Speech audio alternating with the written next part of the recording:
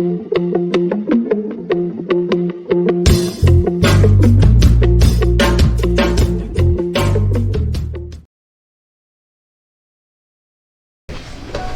gente, então hoje nós começamos aí com o nosso capítulo de intimidade virtual com o cliente, né?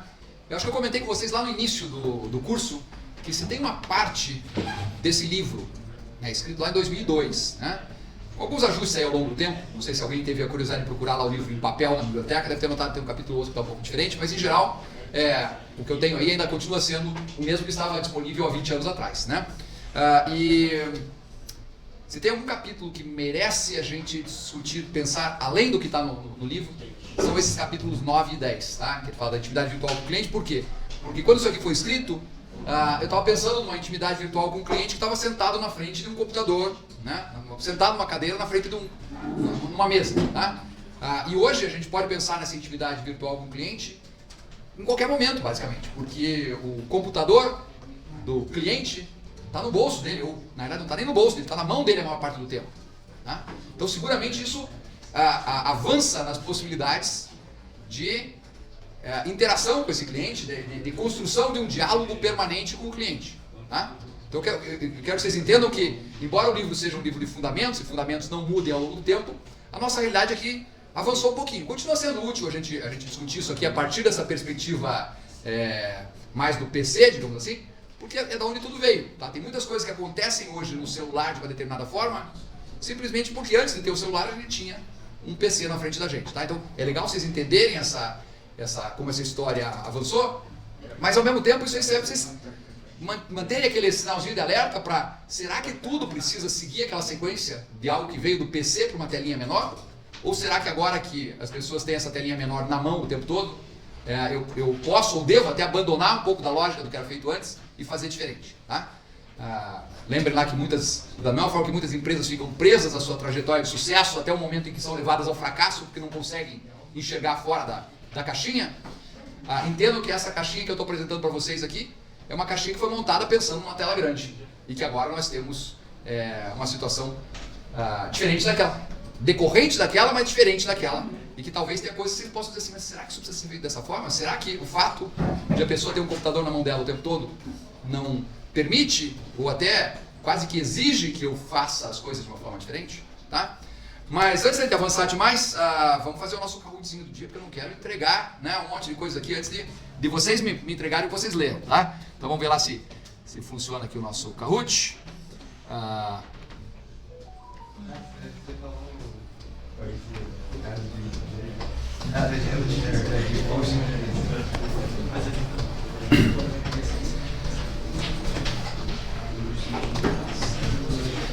Ô louco, caramba, não, tem uma coisa errada aí. Quem que apareceu? Não são vocês, né? Não. Ui. O que eu fiz aqui? Só um pouquinho, gente, deixa eu pensar aqui se vai dar algum rolo. Isso aqui deve ser os alunos do semestre, tá? Os nomes aqui são os meus alunos do semestre passado. Por que eles estão aparecendo aqui? O que eu fiz errado? Deixa eu voltar atrás aqui, ver o que eu devo ter dado um replay no jogo. Deixa eu sair aqui. Oi. Os fantasminhas ali são os colegas de vocês, ó. Pensa, vocês vão sobrar alguém depois. Não. Eu acho que eu fiz alguma coisa errada aqui. Deixa eu ver o que eu tenho que fazer.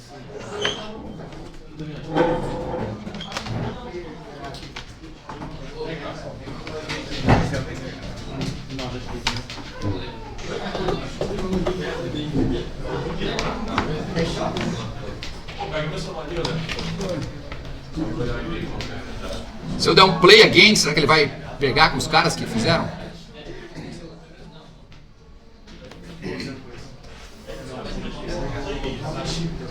Play again, aparece os carinha tudo ali, olha que coisa marota. Deixa eu ver aqui, deixa eu tentar. Pois é, o que é aquele fantasminha ali? Essa turma tá diferente, vamos... Calma lá que vai dar certo. Eu tenho fé que vai dar certo.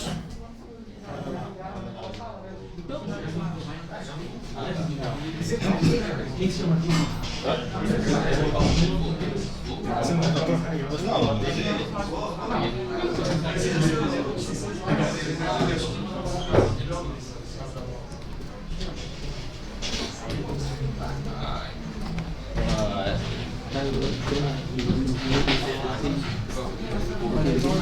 Só mais um segundinho, gente, que agora vai. Ô, Ricardinho, me dá meu obrigado.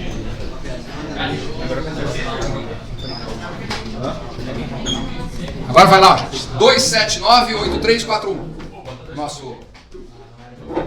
Sem nenhum fantasminha. Quer dizer, talvez vocês apareçam como fantasminhas, não sei.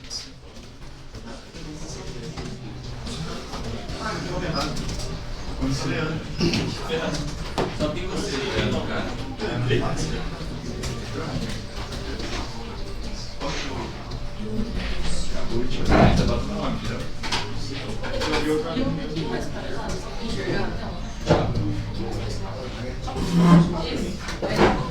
Eu só não entendo que a Beatriz não mexe um pouquinho pro lado, né? Ou você pode mexer. Ah, entendi. Tá brincando. 2798341. Porque você sabe que uma linha reta é feita de 2 pontos, né? 2 pontos definem uma linha reta, certo? Se você muda qualquer um deles, você muda. Só tentando ser um pouco nerd aqui para tentar explicar por que você podia se mexer pro lado também. Vamos lá, estamos na cadê? Gente, 29 só, tem que ter 33 ou 34 ali. Gente, por que o meu carro passou a parar de botar o Fernandes e começou a botar só Fernandes? É Eu porque botei ele- Fernandes 2 vezes, eu juro pra você. É que tem limite de caractere no nome. Eu não consigo nem botar Vieira no meu nome. Ó, podia ser Fernando, podia ser Fernanda e podia ser Fernande. E Fernandes com Z também. Podia também. Vamos lá, estamos lá todos, 29. O que aconteceu com os outros 4 aí? Cadê? Tem 4 perdidos aí ainda. Estão aqui na sala ou estão à distância? Cadê essa turma? Deixa eu ver o povo que está à distância, ver se eu não estou deixando ninguém de fora ali. Às vezes é só uma... Hoje está quase todo mundo aqui, gente. Às vezes não imprime no... Podemos começar? Mas se você imprimir... Vamos lá. Vai local.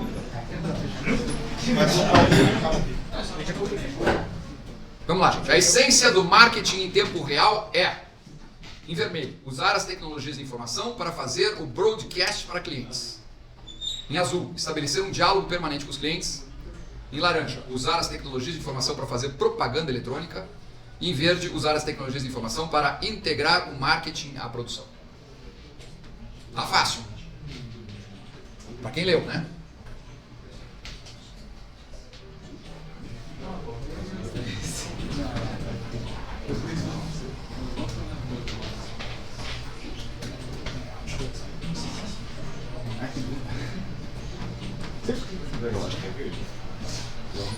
Shhh, decola aí, ó. Tá dando cola aí, pô. Hã? Tá influenciando os outros? Vamos lá, vamos lá? Ô, louco, gente. Esses 15 ali que botaram o verdinho leram o capítulo? Sim. Tá escrito isso? Não. Usar as tecnologias da informação para integrar o marketing à produção. Na verdade, o início do capítulo fala muito de usar a tecnologia da informação para fazer com que o marketing funcione de uma forma melhor, né? Como é que funcionava o marketing? O autor que inspirou isso aí foi um autor lá da década de 90, o Regis McKenna. Ele era um cara guru do marketing. Se vocês procurarem no Google depois Regis McKenna, com 2 N's, McKenna, ele era um cara que dizia o seguinte: gente, vocês não estão percebendo, mas essas tecnologias que estão disponíveis para a gente, que era basicamente o PC na época, né? A conectividade proporcionada pelo PC, essa tecnologia vai fazer com que o marketing possa ser muito diferente do que ele era antes. Está todo mundo acostumado, né? As empresas estão acostumadas a fazer propaganda e colocar essa propaganda lá no horário do Jornal Nacional. Naquele tempo não era o William Bonner, era o Cid Moreira, né? Que é aquele cara que você já deve ter ouvido falar, lendo a Bíblia aí, umas gravações malucas que tem na internet. Mas enfim, era o Cid Moreira que apresentava, e daí no intervalo do Jornal Nacional aparecia a propaganda lá da Volkswagen, da Ford, quem fosse, né? 30 segundos na televisão valia uma fortuna. Mas aqueles 30 segundos impactavam também muita gente. Só que era uma mensagem de a empresa fala e o cidadão da poltrona lá escuta. Não fala nada de volta. Tá? E o que o McKenna percebeu é que as novas tecnologias de informação permitiam que a conversa acontecesse nas duas direções. E ele dizia assim, eu vou começar a pegar algumas coisas que vão aparecer nas questões para frente, tá? Mas ele dizia assim, use a tecnologia para construir um diálogo com o seu cliente. Daí vocês podem pensar assim, mas como será que vai ser esse diálogo? Usar a tecnologia para construir um diálogo, então eu vou botar no WhatsApp lá e fica o cliente me pergunta uma coisa e eu tenho que ter um funcionário meu para responder tudo que o cliente perguntar? Ele diz, não, você tem que botar o cliente para falar com a sua tecnologia. Tá? Os seus sistemas de informação têm que ser capazes de coletar informações do cliente nesse diálogo, entre aspas, que o cliente vai fazer com os seus sistemas. Tá?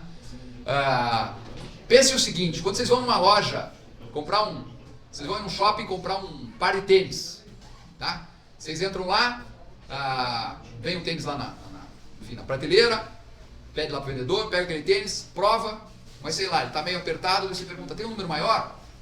Aí o cara se mete lá no almoxarifado, volta dali a 15 minutos e diz, ó, lamento, mas não tem um número maior. Daí você pega um outro tênis, que você acha bacana também, esse serve, mas daí você pergunta pro vendedor assim, esse tênis aqui, esse tamanho que tá legal, só que eu preferia que ao invés de azul ele fosse amarelo, tem? O cara vai lá, se mete no almoxarifado de novo, passa mais 15 minutos lá e volta e diz, não tem. Você sai da loja frustrado e o que a loja aprendeu com você? Em outras palavras, você foi lá e disse que o teu pé é maior do que do que eles tinham no modelo.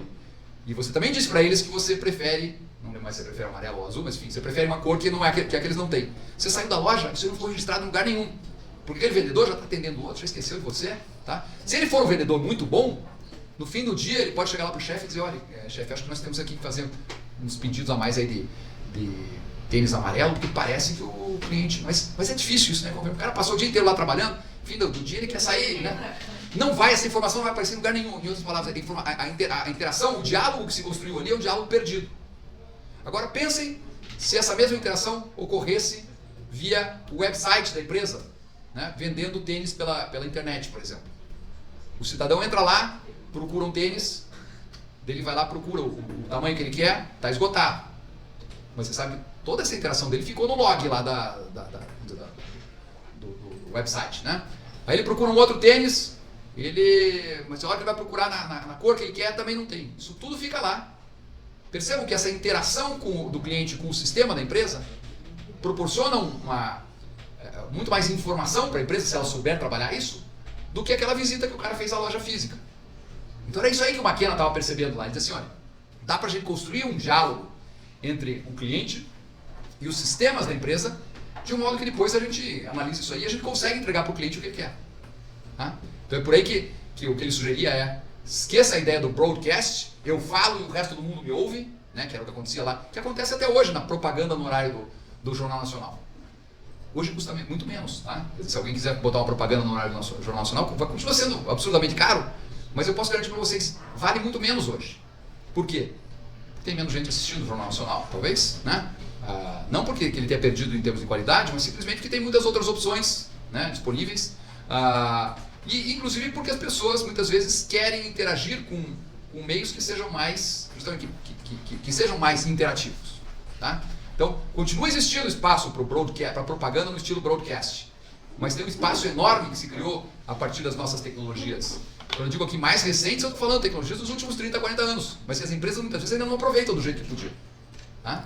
Existe um espaço enorme para a gente capturar informações de clientes, de fornecedores, de quem quer que seja. Vocês já viram lá naquela entrevista com o Michael Dell, como ele procura usar a interação com os clientes numa ponta e com os fornecedores na outra, de modo a construir mais conhecimento para a própria empresa. Tá? Então a resposta correta aí era estabelecer um diálogo com o cliente, mas entenda, é um diálogo dos clientes com os sistemas da empresa. Tá? O cliente pode até ter a percepção de que ele está interagindo com a empresa diretamente, porque o sistema da empresa está atuando ali. Quando você vai comprar um tênis online, o fato de a hora que você clica ali e diz, eu quero ver agora os tênis de tal tamanho, de tal cor, não sei o quê, o fato daquilo ali aparecer na tua frente é o mesmo que se o vendedor subisse lá no almoxarifado e trouxesse para você aquelas opções. Diga aí. Mas o que seria o diálogo permanente? Permanente é você perceber que o cliente não está ali só na hora que ele está realizando uma compra. Tá? O cliente tem vários pontos de contato com a empresa, vários momentos em que ele interage com a empresa. Tá? No mínimo ele tem a hora que ele compra, a hora que ele precisa da assistência técnica, a hora que ele vai fazer uma reclamação, a hora que ele vai fazer um elogio, e qualquer outra hora que você possa né, estabelecer um contato com ele. Não é só o cliente, a interação entre a empresa e o cliente não precisa ocorrer pontualmente num único momento. Quando ele fala em diálogo permanente, significa o seguinte, por exemplo, se você for pensar aqui numa loja que venda tênis pela internet, significa vender aquele tênis para o cliente pela internet, capturar toda a informação que você pode, saber que... Quanto tempo dura um par de tênis? Não sei, para vocês.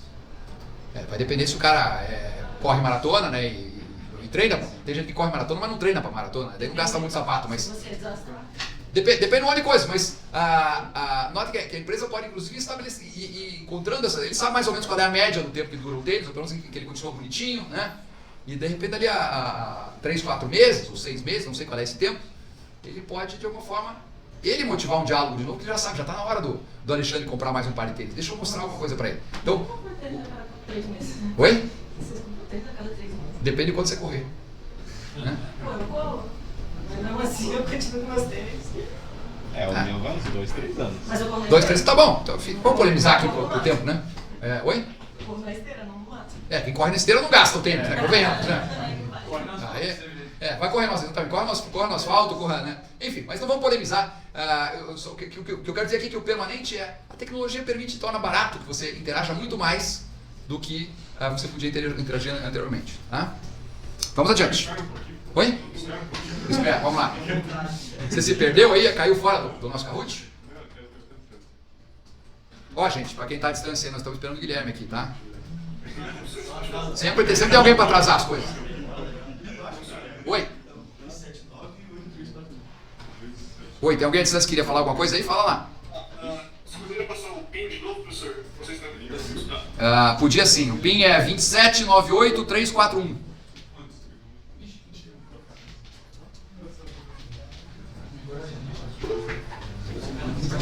Diga, Thiago. Professor, sua câmera está um pouco na frente do slide. Eu vou fazer aquilo que... Deixa eu chegar ali na minha câmera, vou mudar ela. Só um minuto. Ele está dizendo que a minha câmera está na frente. Vou fazer o seguinte. Vamos encolher essa câmerazinha aqui. Tá melhor, né?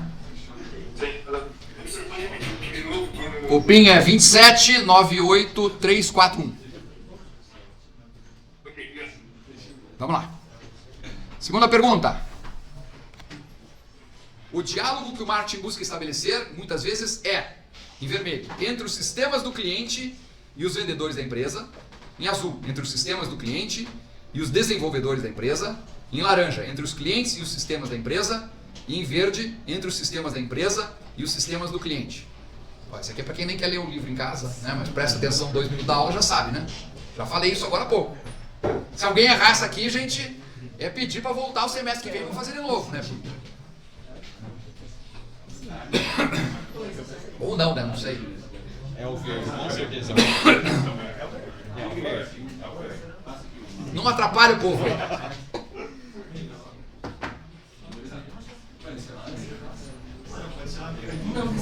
Não tem pegadinha, nunca.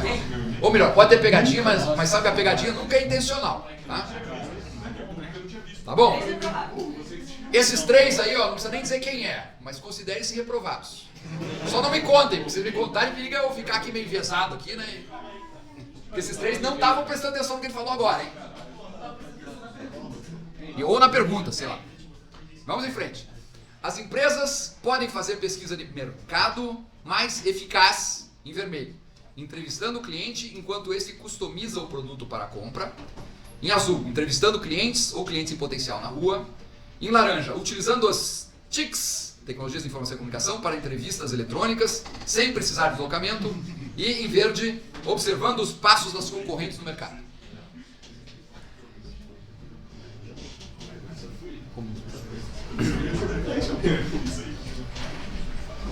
Eles já estão botando esse time de futebol. Tá valendo. Às vezes ajuda. Ó, eu sou coxa branca, mas isso não quer dizer que as respostas vão ser tudo verde aqui, viu? Será?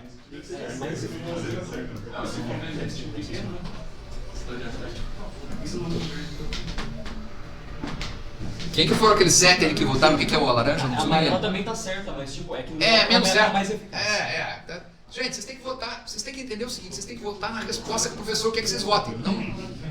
É isso que tem que fazer, tá? O Guilherme tem razão, a amarela não está de todo errada, tá? Utilizar as TICs para entrevistas eletrônicas sem precisar de deslocamento, bom, isso teoricamente é melhor do que você ter que... É melhor não, pelo menos é mais barato do que... Mas eu não falei disso aí no capítulo, tá? Até porque o argumento do capítulo é outro, ele diz assim, gente, tem um jeito melhor de você fazer pesquisa de mercado do que chegar com uma pranchetinha ou com um formulário e exigir que o cliente faça o esforço, né? Porque na realidade quando você chega uma pranchetinha e pergunta, posso te entrevistar? Aliás, as pessoas fogem disso, né? Já pegaram, se você está andando aqui, você vem preocupado, de repente você vê alguém com uma pranchetinha na mão vindo na tua direção, você desvia, cara. Você ainda se finge de louco para não te pararem. Porque você não quer perder aqueles 5 minutos, 10 minutos, o que é que o tempo que for, tá? Eu sei que não é a mesma coisa, mas eu sinto um pouco isso, tipo, quando eu tá no Meet, daí você termina ele pede pra você mandar nota, como foi a reunião. Daí se for 5 estrelas, pronto, você só vai, mas se for 4 você tem que justificar por quê. E pensa o seguinte, a gente gosta de ficar respondendo esses questionários? A gente não gosta. Mas se eu te der 1 hora para você configurar o tênis que você quer comprar na internet, do jeito que você quer, aí você fica lá, percebe? E é nesse sentido que eu estou dizendo, pode ser que esses 7 que marcaram alaranjadinho, ele pode dizer, não está de todo errado, não está de todo errado, e nem está errado, dá para fazer isso. É mais barato do que ir para a Rua 15, talvez você consiga atender uma clientela até mais, digamos assim, uma amostra mais representativa da população, porque quem passa pela Rua 15 não é representativo da população. Diga, Gabriel. De pesquisas assim, aleatórias, tipo, entre anúncios, e às vezes é um negócio assim, lá, se usa tal site, tipo isso. A minha dúvida até é a seguinte, né? Se os caras do Google tivessem lido o McKenna, será que eles não iam? Porque eles fazem isso, eles fazem melhor que isso. O Google não precisa perguntar nada pra gente, dar trabalho pra gente, pra saber o que a gente pensa. Se ele for coletando tudo que a gente faz dentro das nossas interações com o Google, ele não precisa de mais nada. Tá? De qualquer forma, não vou, quem sou eu para dizer que o Google está fazendo errado? Provavelmente eles estão fazendo isso aí até com uma forma de triangular, né? Assim, eu já sei o que o Alexandre pensa, mas deixa eu ter certeza. E o Google pode fazer questionários muito mais curtinhos. 2 ou 3 perguntas no Google vão dar para ele muito mais conhecimento ao nosso respeito, porque ele junta com uma série de outras informações que ele já tem, do que 100 perguntas que alguém pudesse fazer para você na Rua 15. Tá? Tem um aplicativo do Google que ele te dá alguns centavinhos na Play Store como recompensa de você responder algumas perguntas. Tipo, você foi em tal estabelecimento, comprou alguma coisa, não comprou. Tá, agora, notem que toda vez que alguém te dá uns centavinhos para alguma coisa, você quer os centavinhos, né? Sim. Você não quer garantir que as respostas sejam corretas. Então, às vezes você vai lá e responde qualquer coisa para ganhar os centavinhos. Tá? É isso que eu faço. De que vale essa informação, então, tá? Agora, de novo, se você estiver comprando o que o McKenna diz, quando você constrói o diálogo com o cliente está te dizendo o que ele quer, e você aproveita isso aí, não tem erro. Você não vai mentir a respeito daquilo que você está comprando. A hora que você botou até a hora que você colocar o cartão de crédito, ele ainda pode ficar na dúvida se você está brincando com aquilo ali ou se está falando a verdade. A hora que você resolveu, vou comprar isso aqui, ele já sabe, opa, o cara tá sério, tá? Diga lá. Eu acho pior do que isso, professor. Esse aplicativo eu também já usei ele. E eu não tenho certeza como é que ele funciona, obviamente, mas tem uns... Quando você responde mais perguntas, tipo, dentro, sei lá, você foi em algum lugar, você pode marcar que não e não pergunta mais nada. Se marcar que você foi, você comprou alguma coisa, e quanto mais você responde, mais dinheiro você ganha. Entendi. Isso... Mais te leva a dizer, fui! Você não foi, mas você fui, só para ganhar uma próxima pergunta, né? Exatamente. Então, percebam que o que o autor de base que eu usei para inspirar esse início do capítulo diz é o seguinte: não confie nessas pesquisas de mercado tradicional. O cara que você parou com a tua pranchetinha lá na Rua 15, ele quer se livrar de você, ele vai responder o mais rápido possível, ou ele vai responder o que você quer para você ficar satisfeito logo, né? Mas crie esse diálogo com o cliente, tá? Vamos adiante. Customização é, em vermelho, o mesmo que personalização, em azul a personalização eletrônica, em laranja o mesmo que padronização e em verde a realização de ajustes ao produto padrão para que ele pareça personalizado.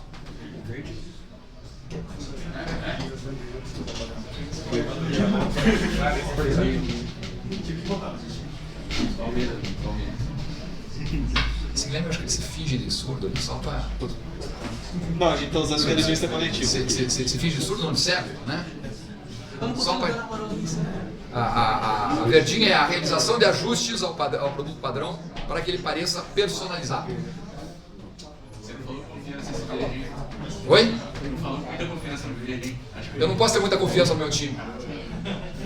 Não dá para ter muita confiança no coxa. Você é coxa branca? Eu sou coxa. Mas eu tenho uma justificativa para isso. Eu tenho uma boa justificativa para isso. Eu sou coxa branca desde o tempo que o coxa foi hectacampeão paranaense, na década de 80. Meu filho não tem nenhuma justificativa para ser coxa branca, mas... meu filho não tem nenhuma justificativa para ser coxa branca, a não ser dizer assim, meu pai deve ser um cara legal, então eu vou sofrer junto. Vamos em frente. Cocriação envolve, em vermelho, o envolvimento de fornecedores na criação de algo que o cliente deseja. Em azul, o envolvimento do concorrente na criação de algo que o cliente deseja. Em laranja, o envolvimento do cliente na criação de algo que ele deseja. E em verde, o envolvimento da sociedade na criação de algo que o cliente deseja. Oi. Eu acho do vermelho. Alguns dizem amarelo, alguns dizem... Às vezes eu digo laranja, às vezes eu digo amarelo para contentar a todos. Eu acho que é mais laranja que amarelo, mas pode ser até meio marrom, né? Bege, sei lá. Cor de burro quando foge. Mel é uma boa cor. Vou começar a chamar de mel, tá? Amarelo tem uma... Eu acho que com 5 as duas agora sim. Vamos lá? Muito bem, muito bem. É o cliente. É claro que a rigor daria para alguém dizer assim, puxa, não seria bacana envolver também o fornecedor? Claro, por que não? Se ele estiver disposto, se ele conseguir envolver, não tem problema. Mas a ideia central da cocriação é pensar assim, bom, quem vai comprar o cliente, eu quero saber que o cliente goste do que eu estou vendendo para ele, né? Então, o elo principal a ser envolvido aí deve ser o cliente, tá? Então, quem votou no mel se deu bem. Vamos lá. Ao cocriar um produto para si, o cliente também está ajudando a empresa a conhecer melhor, em vermelho, outras pessoas com perfil semelhante. Em azul, a totalidade dos clientes da empresa. Em mel fica estranho, né? Mas ali, naquela cor ali, os clientes que moram na mesma cidade. E em verde, os clientes da mesma idade.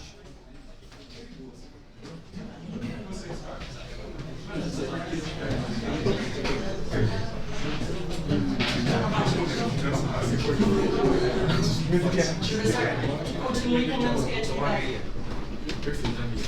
Quanto menos criatividade, mais... Ó, eu quero dizer pra vocês que embora eu seja coxa branca, eu não tenho problema nenhum em torcer pro Flamengo. Né? Embora eu seja coxa branca, eu não tenho problema nenhum em torcer pro Flamengo de vez em quando, tá? Todo mundo acertou, olha só. Isso já tinha acontecido uma vez, né? Uma vez só. Segunda vez, legal. E por que as outras não valem? Porque são falsas. Ajuda, você ter a resposta de um cliente ajuda a conhecer melhor as pessoas daquela cidade?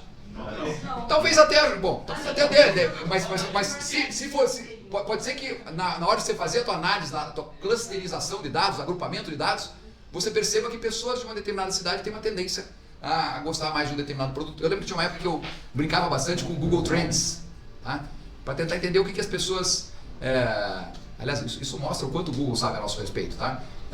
O Google Trends, basicamente, ele se baseia em o que as pessoas procuram no Google, né? Em cada lugar. Daí quer dizer, uma das formas de você categorizar é por lugar. E aí eu descobri assim, por exemplo, que a palavra peixe aparecia muito mais em cidades litorâneas do que em Curitiba. Bom, aparecia bastante em Santos, mas Santos é litorânea também, né? E aparecia muito assim em cidades como Cuiabá, Manaus. Por quê? Porque são cidades... Por quê? Eu não sei por quê, né? Mas eu suponho que é porque são cidades na beira de rios e aonde, enfim, o peixe, enfim, peixe está mais na cabeça das pessoas do que alguém em Curitiba, tá? Isso daí é em perfil semelhante, né? Exatamente, é por semelhança. Então, claro, vocês acertaram na mosca aqui, são pessoas com perfil semelhante. Em alguns momentos esse perfil semelhante pode ser, de alguma forma, vinculado ao fato de morarem na mesma região. Em outros casos vai ser perfil semelhante porque as pessoas têm mais ou menos a mesma idade, em função disso têm os mesmos gostos. Enfim, mas então o vermelho aí é o mais genérico e mais geral, tá? Vamos em frente. Tempo de aceitação. Em vermelho é o mesmo que tempo até o mercado. Em azul ocorre depois do tempo até o mercado. Em aquela outra cor aí que não sabe descrever qual é, pode acontecer antes de o produto chegar ao mercado. E em verde pode ocorrer em paralelo com o tempo até o mercado.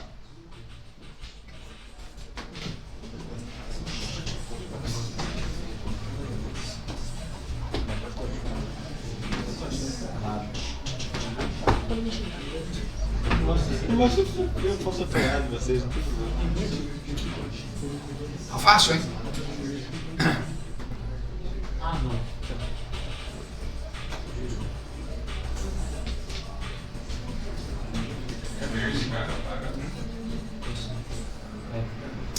Hoje eu tô me entregando, professor Pachapé.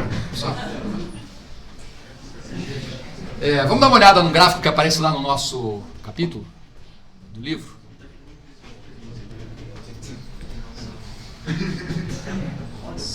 Se eu conseguir puxar aqui. Ó, o que o McKenna fala é que tradicionalmente, né, o que acontece é isso aqui, olha.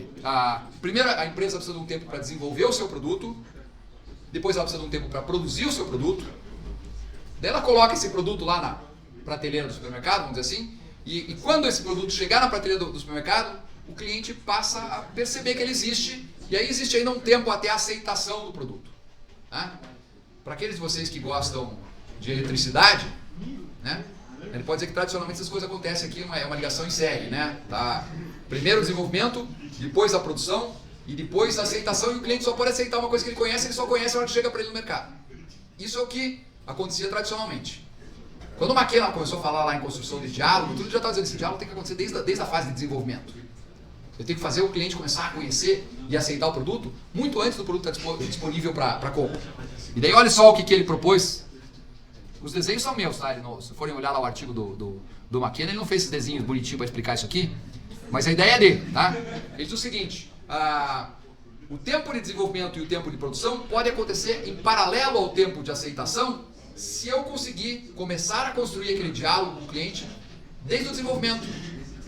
Talvez até antes do desenvolvimento. Tem algo que ele faz antes de desenvolver um produto, que é conceber o produto.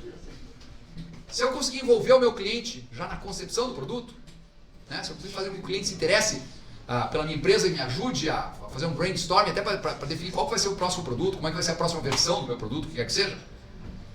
Né? Se eu conseguir envolver ele desde esse momento, o tempo de aceitação do produto, cadê o meu cursor aqui? Esse tempo de aceitação, ele já vai começar a acontecer desde o início talvez até antes do desenvolvimento, desde o início da concepção do produto pelo cliente. Tá?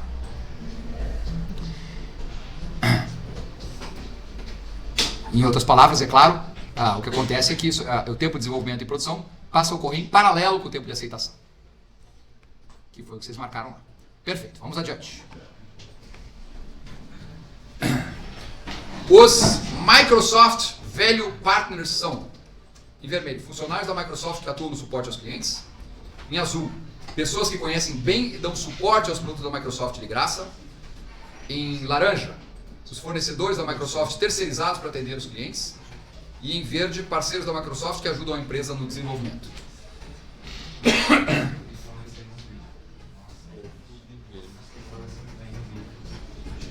Esse estava só no vídeo? Viu? Tem que assistir o vídeo também. Hã? Você viu? Você leu o livro, assistiu o vídeo e não sabe responder? Na dúvida. Essa eu vou de experiência pessoal, porque eu lembro já apareceu. Tem umas coisas dessas que não estão no livro, estão só no vídeo. Mas vão estar no livro em algum momento.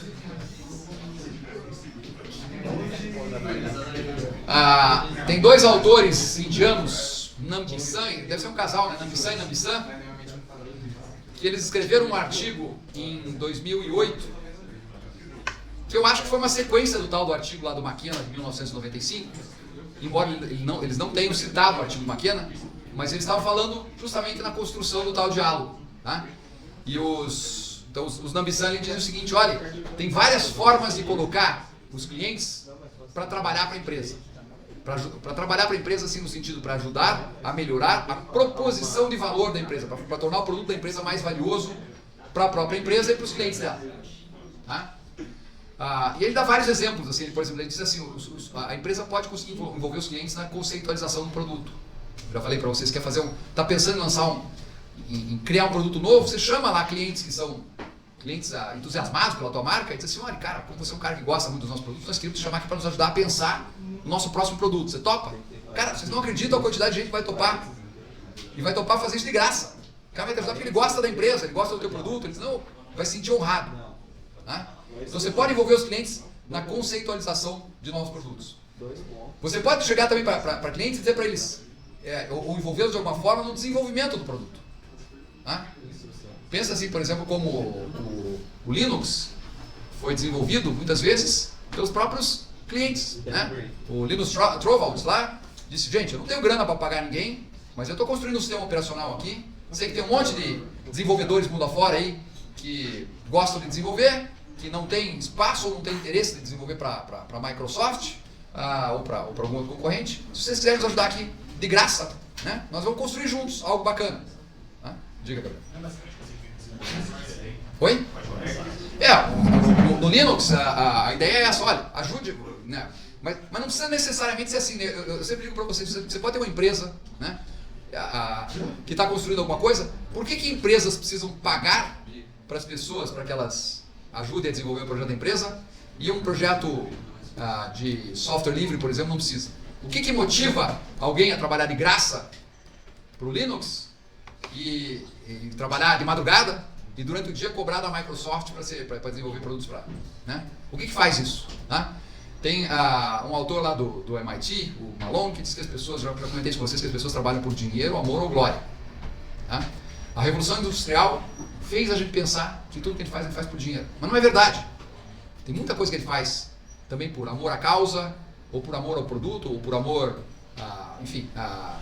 Essas cestas são meio grandes, genéricas, cabem muitas laranjas, tangerinas, enfim, na mesma cesta ali, tá? Quando eu falo assim, o que é fazer algo por amor, né? Pode ser amor à causa, pode ser amor ao produto, pode ser, enfim. Mas dinheiro, amor ou glória. Empresas também conseguem fazer com que as pessoas trabalhem por amor ou glória e não necessariamente por dinheiro. Por exemplo, quando a Ducati, que é uma fábrica de motocicletas italiana, pede para os seus clientes ajudarem ela a conceitualizar os novos produtos, ela não paga nada para eles. Eles fazem isso por amor. Tá? Quando a Microsoft, né, a questão dos velhos partners ali, convida pessoas que têm bom conhecimento de produtos da Microsoft para serem, para ajudarem outros usuários da Microsoft com os produtos da Microsoft, ela não paga nada para eles. Ela diz o seguinte, olha, se aquelas pessoas que estiverem ajudando, ou aquelas empresas que estiverem ajudando, avaliarem bem você lá, tá? Se eles disserem que você está trabalhando de graça para mim, mas que tá legal o que você está fazendo, eu te dou o direito de colocar lá no teu LinkedIn que você é um Microsoft Value Partner, e daí, sei lá, daí você cobra de alguém depois, né? Alguém vai sabendo que você é um cara bom de Microsoft, pode querer pagar para você ajudar ele a fazer alguma coisa. Eu não vou te pagar nada. Ou seja, nesse caso, a Microsoft está dizendo para ele trabalhe pela glória de ser um Microsoft Value Partner. Tá? Mesmo que essa glória, talvez na sua perspectiva, possa ser rapidamente convertida em dinheiro, de novo, você diz assim, eu quero a glória para poder cobrar de alguém. Tá? Mas o que eu quero que vocês pensem é o seguinte, a gente não precisa necessariamente tentar conquistar as pessoas pelo dinheiro. Aliás, conquistar o trabalho, o esforço das pessoas por dinheiro deve ser a forma que mais, não vou dizer que mais destrói valor, mas que tem menos capacidade de construir valor. Tá? E por isso eu acho, inclusive, que para aqueles de vocês que forem ser empresários em algum momento no futuro, pense o seguinte, se você construir uma empresa em que ninguém quer trabalhar por ser um chato, porque a empresa é chata, porque o produto é chato, porque é tudo ruim, você vai ter que pagar muito para as pessoas trabalharem lá. Tá? O cara vai dizer assim, tudo bem, eu faço isso, mas é só porque estão me pagando bem. Agora, se você consegue criar uma empresa em que as pessoas que trabalham com você se sentem valorizadas, e para se sentir valorizada, ela tem que ser valorizada, tá? Em que o produto que você faz é uma coisa que a pessoa diz assim, puxa, eu estou ajudando a sociedade a ser melhor, né? Enfim, se você cria um ambiente de trabalho agradável, tudo isso significa, inclusive, que talvez você possa pagar menos para essas pessoas. Não deve ser o teu objetivo, tá? Criar um ambiente bacana para pagar menos. Mas eu posso garantir para vocês que o ambiente de respeito, um ambiente em que as pessoas se sentem valorizadas, permite, inclusive, que você pague menos, né? Porque a pessoa vai dizer assim, puxa, mas é que aqui eu gosto de trabalhar, eu me sinto valorizado, eu sinto que as pessoas me respeitam, eu sinto que no momento em que houver qualquer problema aqui, né, essa empresa vai me bancar na medida do possível, em outras palavras, que eu não sou só um mero recurso, que no primeiro momento que alguém achar que eu sou descartável, eu estou fora, e a gente valoriza tudo isso. Tá? Então, eu diria, é uma boa forma, inclusive, você economizar sendo respeitoso com as pessoas que trabalham com você, mostrando que você valoriza, e de fato, mas não é só fingir, não. Você tem que ser assim, tá? porque se não for assim as pessoas percebem. Tá? E aí você vai ter que pagar caro, porque elas vão dizer, ó, daqui a pouco esse FDP aqui vai me mandar embora, então enquanto eu estou aqui eu vou cobrar caro. É uma relação sem confiança. Né? Então esses caras aí, eles dão suporte de graça. Agora o que vocês colocaram lá? Não, nada a ver aquele verde lá. Vocês só estão indo na minha onda coxa branca lá, achando que vão ganhar uns pontinhos só porque tá em verde. McKenna destaca a Levis em vermelho, porque a empresa criou um sistema de padronização na produção. Em azul, porque a empresa usou customização dinâmica para obter dados dos clientes. Em laranja, porque a empresa automatizou o processo de produção de jeans. Ou em verde, porque a empresa decidiu, já na década de 90, vender jeans pela internet.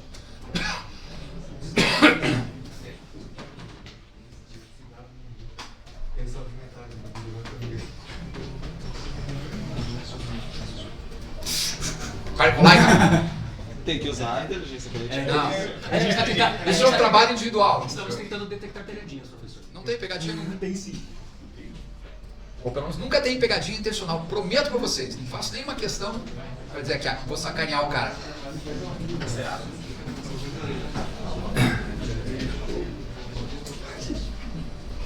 Vamos lá? Viu só? Não tem pegadinha, tanto que não peguei ninguém, não. Só peguei aqueles 3 ali do vermelhinho. O que a Levis fez lá na década de 90 ainda, que aliás deu errado, tá? Quando o McKenna falou lá no artigo dele sobre o negócio, ele estava entusiasmado, porque a Levis pensou o seguinte, a Levis chegou lá nas C&As da vida, aí nas lojas Renner, ou sei lá, quem que vende, nessas lojas de varejo, e disse para os caras lá, olha, quando alguém chegar aqui querendo comprar um par de jeans da Levis, você mostra para eles aí os jeans, tem um jeans aqui que é mais, sei lá, é mais elástico, tem um outro que é mais, parece mais lavado na pedra, tem um outro que é não sei como, você mostra lá os tecidos, aí você tira a medida da cintura da pessoa, tira a medida da perna, coloca esses dados no meu sistema e eu mando direto para casa da pessoa um jeans feito sob medida dentro de uma semana. Tá? Parecia um negócio bacana, né? O cliente está comprando um produto feito por um alfaiate, quase, né? Feito sob medida. A Levis está tendo aquelas vantagens lá da Dell, lembra? Ele está vendendo uma encomenda, né? Porque o cliente paga antes, ele faz depois, não tem saldão para ser vendido no cestão do varejista. Parece que está tudo, né, as mil maravilhas. A Levis construiu o diálogo, percebe? Porque quando o cliente permite que ela tire as medidas, essas medidas passam a ser uma informação que vai estar lá no banco de dados da Levis para ser comparado com outros dados de outras pessoas da população, para se estabelecer aquelas categorias, enfim, para conseguir fazer uma análise de dados e a partir de uma amostra relativamente pequena ainda entender a população como um todo. Né? Tudo isso parecia bacana. No fim das contas, quando eu digo que o negócio não funcionou, uns 2 anos depois, eles abortaram esse projeto. Eu lembro que eu tive até a oportunidade uma vez de ver uma palestra de um cara da Levis, a primeira vez que eu morei lá na Califórnia, e eu perguntei para ele, que morei lá em 2002, né? E eu perguntei para ele sobre esse projeto, e o cara deu uma desconversada, tá? Enfim, não respondeu, eu nunca consegui entender. Quer dizer, o que eu entendo é o seguinte, quando o projeto dá super certo, tem um monte de gente para querer contar a história, né? Quando um projeto, por algum motivo, ou não dá certo, ou é abortado, aí o povo quer botar para baixo do tapete, fingir que nunca aconteceu, tá? A minha leitura, o meu entendimento de por que isso aqui não foi adiante, é o seguinte, duas possíveis causas. Primeiro, eles construíram um diálogo com o cliente, talvez fosse muito mais caro mesmo fazer essas calças customizadas do que fazer produção em série de tamanhos bem definidos. Talvez eles tenham feito isso por um tempo só para coletar dados e ter uma melhor avaliação da população, para daí melhorar o seu produto de massa. Né? E depois que eles fizeram isso, eles disseram, beleza, não precisamos mais, continua isso aí. Essa é uma possibilidade. A outra possibilidade que eu avento é que talvez, embora fosse bacana para o cliente, fosse bacana para a Levis, talvez não fosse bacana para o varejista. Porque o varejista, qual que é o negócio do varejista? É fazer com que o cliente entre lá para comprar uma calça da Levis e leve também um par de meias, leve, sei lá, uma cueca, uma camisa. Quer dizer, o cara entra numa loja para comprar uma coisa e leva outras. Então, e o varejista de repente começa a pensar, vai que esse negócio, essa moda pega, e daqui a pouco a Levis está vendendo jeans sob encomenda, não sei quem está vendendo, ninguém vem mais na minha loja. Então pode ser que o próprio varejista dê direito para não gostei disso aí e tenha começado a dar uma boicotada. Não sei qual é a verdade, é mais uma daquelas situações que tecnologicamente era possível, parecia muito interessante tanto para o fabricante, para a Levis, como para o cliente final, mas aquilo que eu sempre digo para vocês, tomem cuidado com projetos que parecem tecnicamente perfeitos, porque às vezes tem outros elementos aí no meio, pode ser que esses elementos mais do do próprio negócio de alguns dos envolvidos tenha sido o que tenha melado a história. Tá? Vamos em frente. Por que o sistema da Leves... eu não lembrava que eu tinha feito isso, mas agora a gente vai testar vocês de novo, né? Por que o sistema da Leves acabou não sendo bem sucedido na visão do professor? Era ruim para o cliente? Era ruim para a Leves? Era muito complicado para as pessoas entenderem? Ou o sistema podia gerar desinteresse do lojista tirando o cliente da loja? Se alguém errar isso aqui, o cara, esse vai ter que, por uma questão de honra, vai ter que se entregar só para gente saber quem é, tá? Depois eu prometo que eu vou esquecer. Mas se alguém errar, vai ter que dizer, fui eu, professor. E depois eu vou esquecer. Prometo que eu esqueço, tá? Pelo menos eu tento esquecer. Vamos ver lá. Espero que esse aqui dê de novo 34 acertos.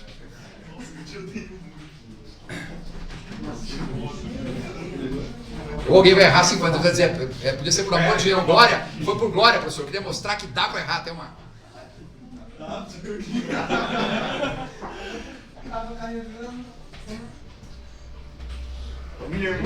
Nomes! Preciso de nomes! Preciso de um nome vermelhinho e um nome mel, hein?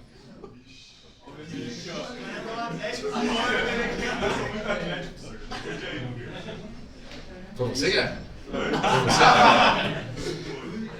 Ai, meu Deus do céu. Tá bom, não vou pedir para se entregar não, porque senão eu vou ficar... Eu não consigo prometer que eu vou esquecer, sabe? Vamos lá. É correto afirmar, em vermelho, tempo até a aceitação igual a tempo até o mercado exige envolver o cliente. Em azul. Desculpe, em azul. Eu estou falando sorry aqui porque eu estava com os árabes hoje de madrugada. O projetista busca tempo até a aceitação igual ao tempo até o mercado. Em laranja, o projetista busca tempo até o mercado menor que até a aceitação. Em verde, o projetista busca tempo até o mercado maior que até a aceitação.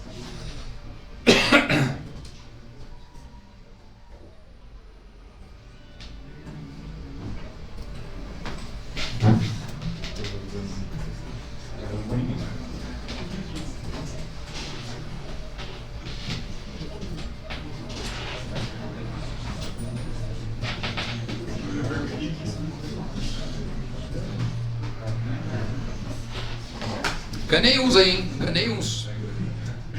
Tempo até aceitação igual a tempo até o mercado. A única forma de conseguir isso é envolvendo o cliente no desenvolvimento, na produção, na conceitualização, enfim, fazendo com que ele participe desde o início. As outras coisas, pode ser que o projetista procure alguma coisa dessas, ou queira alguma coisa dessas, mas a gente não sabe. Vamos em frente. Ford foi entusiasta da economia de escopo, em vermelho, economia popular, em azul, economia de escala, em laranja, e economia criativa, em verde.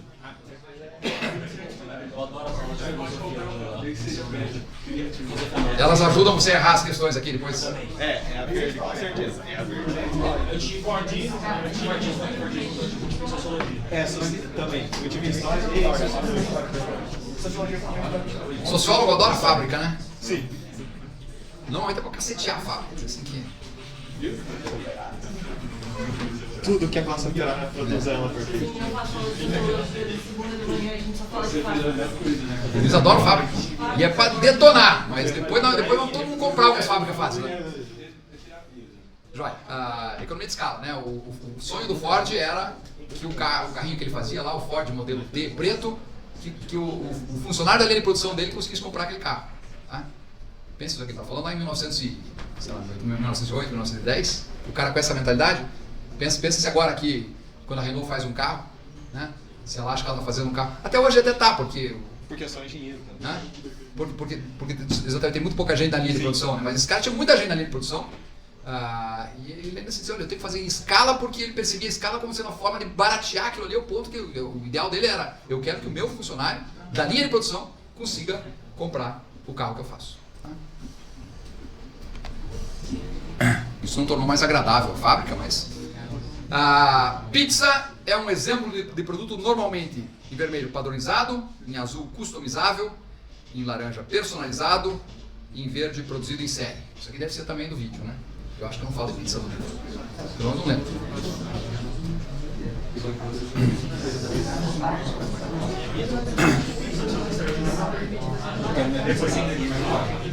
Quero minha pizza sem massa. Tem gente que acha que o queijo é opcional em pizza.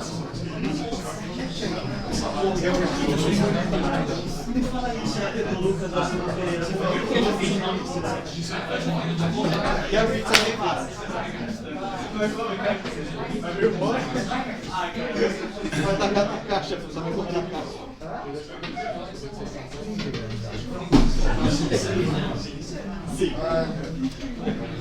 Vai lá, alguém vai dizer pra mim, pode ser qualquer uma dessas coisas, né? Se eu for. Eu posso ter uma pizza, por exemplo, tinha uma pizzaria que eu ia lá nos Estados Unidos que cada dia eles faziam uma pizza. Você quer pizza hoje? A pizza hoje é de berinjela. Aí eu chegava lá, não de berinjela, não, hoje eu passo. Né?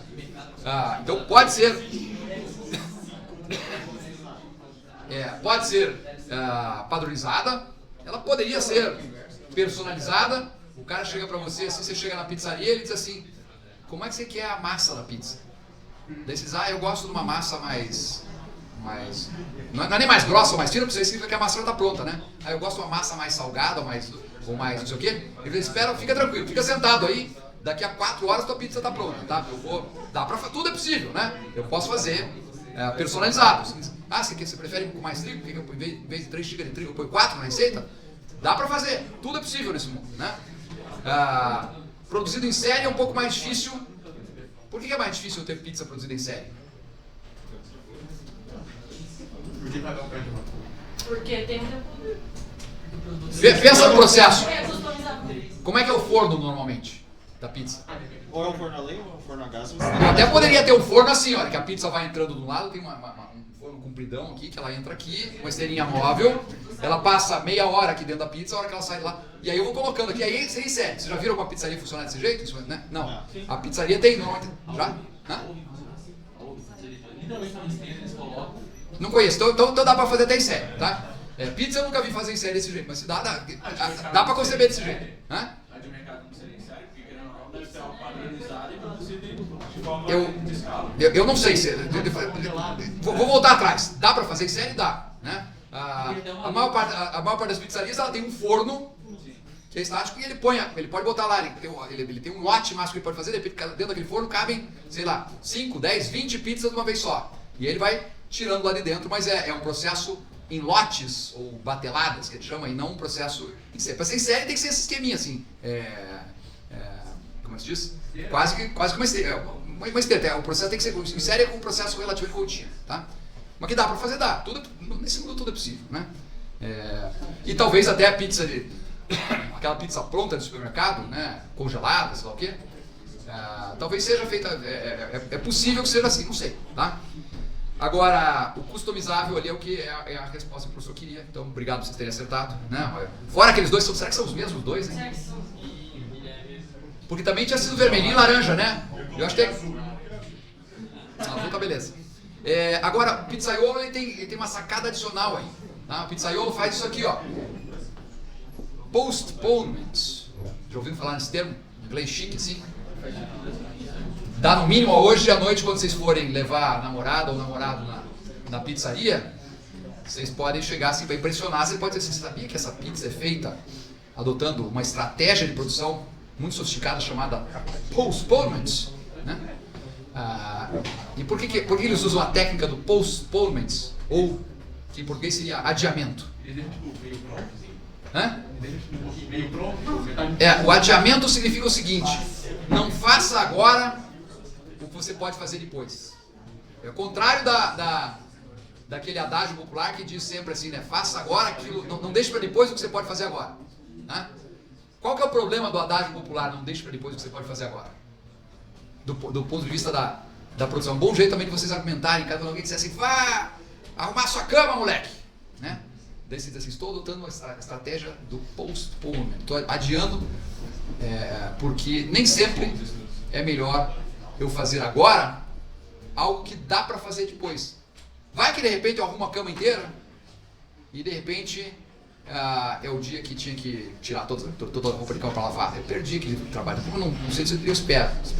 O exemplo não é bom aqui, mas a pizza é um bom exemplo, tá?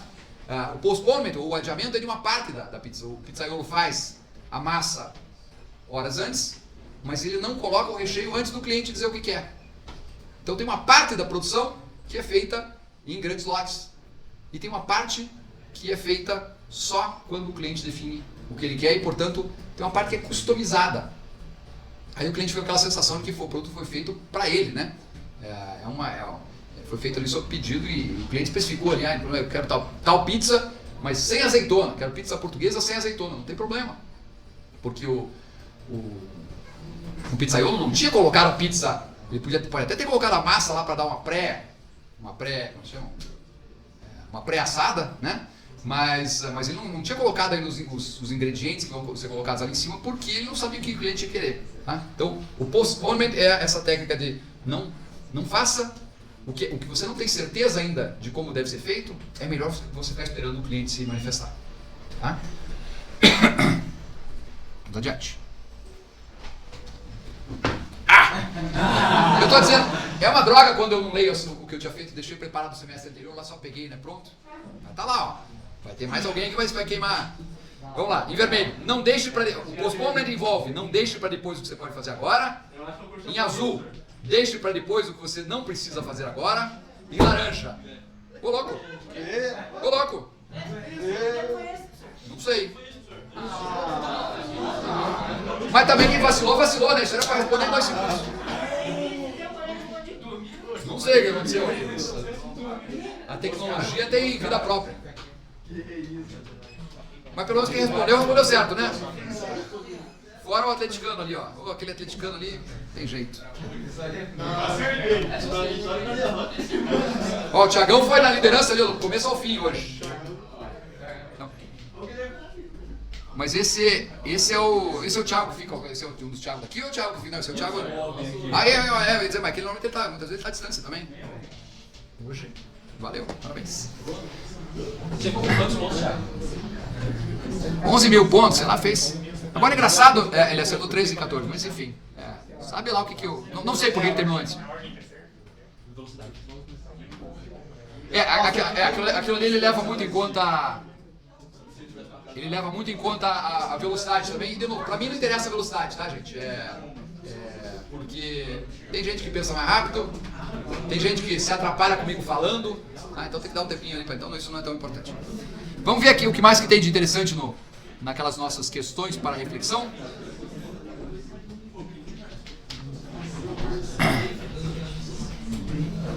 Questões para reflexão. Vamos ver se tem alguma coisa nova aqui que a gente não falou ainda, né? Tempo até o mercado e tempo até a aceitação tá tranquilo, né?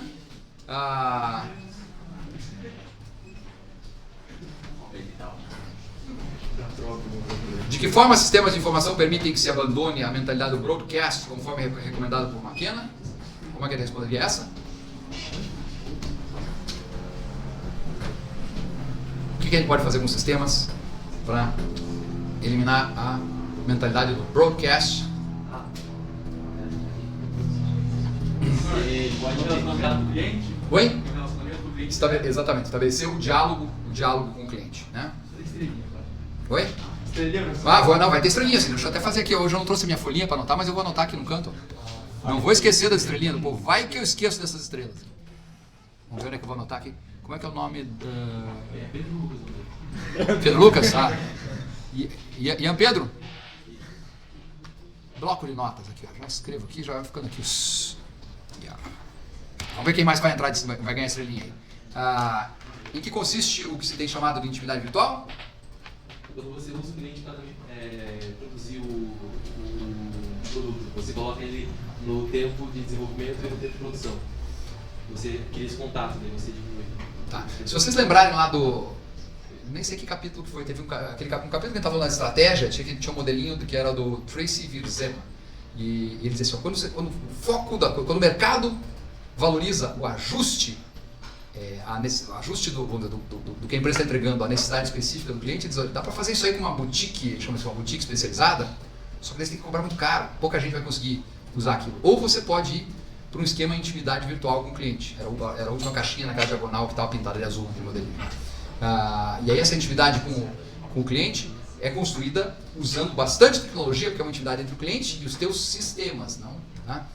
Mas a ideia é justamente essa, você conseguir de alguma forma envolver o cliente e fazer com que ele ou trabalhe para você, ou pelo menos forneça informações que te permitam propor um produto de maior valor para outros também. Tá? Beleza? Vamos em frente. O que é customização em massa? Diga lá. Eu acho que é meio que quando eles utilizam esses dados, você consegue juntar com os clientes, eles podem produzir em massa, mas com um alvo e um certo tipo de cliente, que é o que você vê ali. Tipo, esse nicho vai querer esse tipo. Em outras palavras, é ter a vantagem, é não abdicar das vantagens do Fordismo, tá? Continuar produzindo meio que em série, mas alimentar esse sistema que produz em série com dados que vêm de sistemas, né? Dados que vêm de bancos de dados e que permitem que lá no fim da linha os produtos saiam diferentes.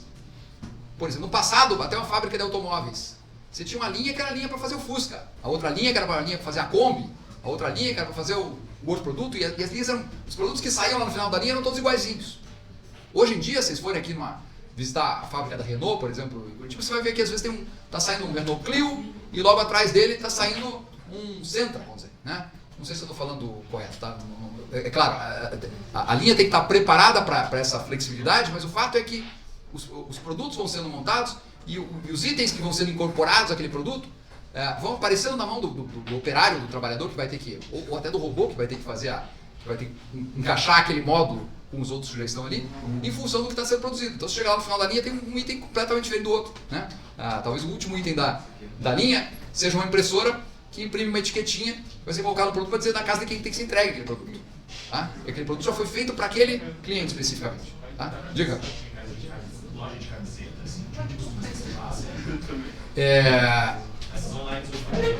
A gente tem um exemplo que vai aparecer no próximo capítulo, que era da camiseteria. Tá? Vocês vão ter que ver lá, tem um artigo que foi escrito em 2013, 2014, da camiseteria de um jeito que ela não é mais assim. A camiseteria foi comprada depois por uma outra empresa e hoje ela já não opera mais daquele jeito. Está mais ou menos com a Dell, né? Que eu disse pra você, olha que bacana o modelo da Dell, e de repente ele chegou, mas a Dell não trabalha mais desse jeito. O que também mostra o seguinte, tem modelos muito bacanas, muito interessantes, funcionaram para aquela empresa por um tempo, pode ser que funcione para outras ainda, e é por isso que a gente continua estudando, né? Mas às vezes não funciona mais nem para aquela empresa que adotava aquele modelo no início. Tá? Mas a customização em massa tem essa característica de envolver aí os benefícios de uma produção em escala com os benefícios, o que seriam os benefícios de uma personalização, mas você não faz com personalização, porque a personalização exige um processo quase que artesanal, né? Você faz com uma customização que dá para o cliente ter aquela percepção de que o produto foi feito para ele, né? Mas no fim das contas ele foi feito dentro de uma linha de produção mais em série, né? Bom, a gente tinha falado em cocriação, agora apareceu o termo coprodução. Os termos não significam exatamente a mesma coisa, porque o cocriar tem mais até a parte de desenvolvimento, de concepção mesmo. O coproduzir significa, em alguns casos, botar o cliente para te ajudar a fazer o produto, né? Eu não sei se vocês conseguem pensar em produtos que são coproduzidos pelo cliente. Diga. Eu acho que, tipo assim, tem muita marca de tênis e de roupa que geralmente vai pegando feedbacks, assim, dos clientes para ir modelando, assim, o próximo modelo de tênis. Tipo assim, eu tenho um modelo X e eu vi que o pessoal gostou desse estilo, então eu vou seguir mais ou menos para esse lado. Mas Renzo, isso aí pode ser co-desenvolvimento, mas não sei, eu estou falando de coprodução mesmo. Diga lá. Modelo, eu quero um assento de madeira, sei lá, painel de madeira. Tá. Pois é. É um primeiro estágio, vamos dizer, da coprodução, quando o cliente pelo menos diz o que ele quer que seja colocado no produto, no produto dele. Mas eu penso em coprodução, naquele caso em que o cliente arregaça as mangas e ele vai trabalhar mesmo, tá? Que é mais do que isso. Oi? No supermercado, de certa forma, nós fazemos uma coprodução comparativamente com o que era uma compra num armazém, por exemplo. No armazém tinha, lembra, tem bairros, às vezes tem isso aqui, aquele armazém, é um balcãozão, os produtos estão todos atrás do balcão, tem um vendedor que está ali para... E aí você vai pedindo, me vê uma lata de, sei lá, de molho de tomate, ele vai lá e pega, o supermercado chegou com o seguinte, ó, meu irmão, pega um carrinho aí, né? E se vira, pega teu próprio produto aí. De certa forma, o cliente está produzindo o serviço que está sendo proporcionado para ele, tá? Então acho que vai um pouquinho mais longe. Lucas. Eu tinha esquecido lá. Oi. O Spotify tem uma ferramenta que, tipo, a partir de uma playlist que você criou, você tem um botão lá de incrementar, que a partir daquela playlist que você criou na mão, ele adiciona mais músicas do mesmo gênero. Isso pode ser um exemplo de coprodução, né? Pode ser que seja em algum grau, até porque ele, ao perguntar para você, ele também está usando. No mínimo é um exemplo daquela criação da intimidade virtual e de usar o cliente para ajudar ele a entender, a criar mais valor para o próprio cliente e para outros. Porque a hora que ele pergunta para você, você faz algumas coisas ali, ele compara com o que ele já esperava de você em função de outros dados que ele tem a teu respeito. Ele sabe mais a teu respeito, mas ele sabe também mais a respeito dos teus colegas, de pessoas que são parecidas com você, tá? Porque ele enfim, ele estabelece aqueles clusters ou agrupamentos, né, Alexandre, né? E eu esqueci teu nome. Akira, desculpe, Akira. Akira e Alexandre. Beleza, vamos lá. O que mais temos aqui?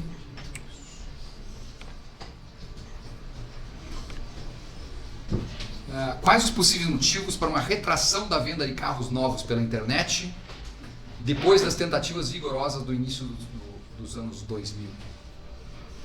A utilização das lojas assim, físicas? Acho que não, eu acho que... Deixa eu contar, o que estava acontecendo lá em 2000, vocês lembram do... Acho que não tem mais, não se produz mais esse carro, mas vocês lembram tem bastante na rua aí, dos Celtinhas por aí, né? O Celta foi um carro que foi concebido para ser vendido pela internet.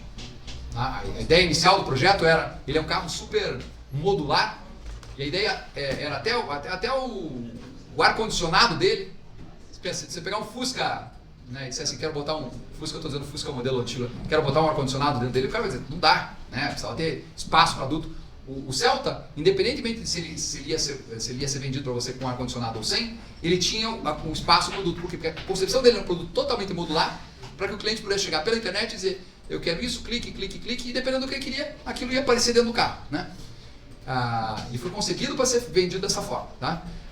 E a ideia da GM na época era, quem está comprando um Celta, está comprando um carro popular, ele não precisa ir na concessionária para ver o carro, né? O vizinho dele tem um carro igual, ele vai lá ver, já tem uma ideia, pode comprar pela internet mesmo.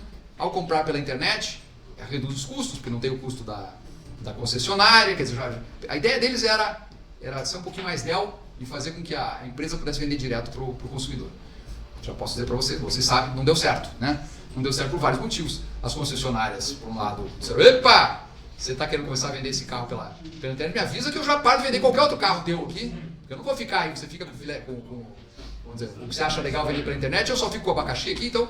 Né? Então tem primeiro, conflito de canais, é sempre um problema, é por isso que lembra, a IBM, a Compaq e a HP não conseguiram deixar de vender por loja física e fazer o mesmo que a Dell fazia, de vender direto, porque eles já tinham esse esquema tradicional. Então as montadoras de automóveis já tinham canais tradicionais. Além disso, notem, o problema não é técnico, era muito bacana, de fato, dá para configurar o carro inteiro pela internet, aliás, era isso que foi feito depois, né? Você queria comprar um Celtinha depois, sabe o que você fazia? Você ia na concessionária, e o funcionário da concessionária junto com você clicava lá tudo e fazia exatamente o que você podia fazer direto, né? Mas, primeiro, não foi tirado esse elo, porque o próprio elo se rebelou.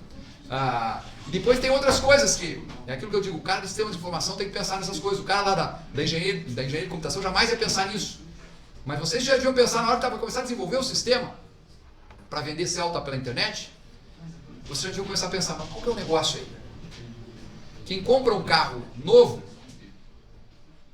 tem que se desfazer do carro velho. Isso não estava contemplado ali, tá? O site que eles montaram lá para vender o Celtinha pela internet não tinha uma forma de me dê o teu carro de entrada ou o que seja. Tá? Não é só uma questão de ajudar a financiar a nova compra, saber, né? Poder comprar aquele carro, fazer ele entrar no negócio para tornar mais barata a compra do carro novo. É também o seguinte, mesmo que o cara tenha o dinheiro para o carro novo, ele não tem duas garagens, ele precisa tirar aquele carro de lá. Então nota, tem uma questão de o que eu faço com o carro velho, tem uma questão de financiamento, tem vários outros aspectos que não tem nada a ver com a tecnologia de venda direta, mas que tornam essa tecnologia menos interessante naquele caso. E esse é um dos motivos pelos quais isso aí acabou não funcionando. Né? Resolveu um problema, só que gerou um monte de... E aí acabou não resolvendo o problema. Né? Se for notar, hoje é muito mais fácil, eu diria assim, a internet é muito mais eficiente para venda de carro usado do que carro novo, que é justamente o oposto do que imaginava-se lá atrás. Tá? Se você tenta comprar um carro novo, na verdade passa um número de algum vendedor de alguma concessionária. Isso. Então, agora, notem, lá nessa época aqui, lá por 2000, as pessoas diziam assim, faz todo sentido comprar um carro novo, porque o carro novo você sabe, com a garantia da fábrica, né? Você sabe que vem um carro bem novo. Agora, quem vai comprar um carro usado pela internet, né? Você não sabe quais são os problemas que pode ter e tudo. Mas notem, o que aconteceu foi justamente o oposto. Hoje, ninguém compra um carro usado se não fizer pelo menos uma parte do processo pela internet. Você vai na internet, você vai ver fotos e tudo, você não vai se deslocar até o outro lado da cidade para ver um carro, se você não tiver pelo menos alguma impressão de que, né? Não quer dizer que o processo ficou totalmente virtual, mas quer dizer que no carro usado, então sempre tem que pensar assim que o sistema não é só a tecnologia que ele está usando. A tecnologia pode ser maravilhosa e dar conta de resolver o problema técnico. A questão é que tem outros problemas no entorno que fazem parte, inclusive, do que nós podemos chamar de um sistema expandido, né? Um sistema que envolve a forma como a confiança das pessoas, o dinheiro que elas têm no bolso, tem um monte de outras coisas que tem que ser levado em conta junto. É isso que eu quero que vocês pensem sempre. Tá? Por isso que a gente em sistemas, a gente tem que estar exposto ao mundo e não só à tecnologia. Tá? Algo mais aqui, gente? Professor, mas a concessionária ela compra qualquer carro que você deixar lá? Eu diria que a maior parte das ela vai te fazer uma proposta pelo teu carro. Tá? Não sei se é qualquer carro, tá? Mas na maior parte dos casos ela te faz uma proposta. Se o teu carro for uma lata velha mesmo, pode ser que ainda assim ele vai te dizer lá, ó, nós te damos, sei lá, hoje em dia, nós te damos 5 mil reais, 10 mil reais para esse carro. Tá? Eu diria, normalmente você vai vender pior para a concessionária do que você venderia se você vendesse ele antes e depois fosse, tá? Mas o fato é de que lá tá tudo casado, é mais fácil, né? Tranquilo, gente? Nós temos nesse capítulo ainda, deixa eu voltar aqui no nosso.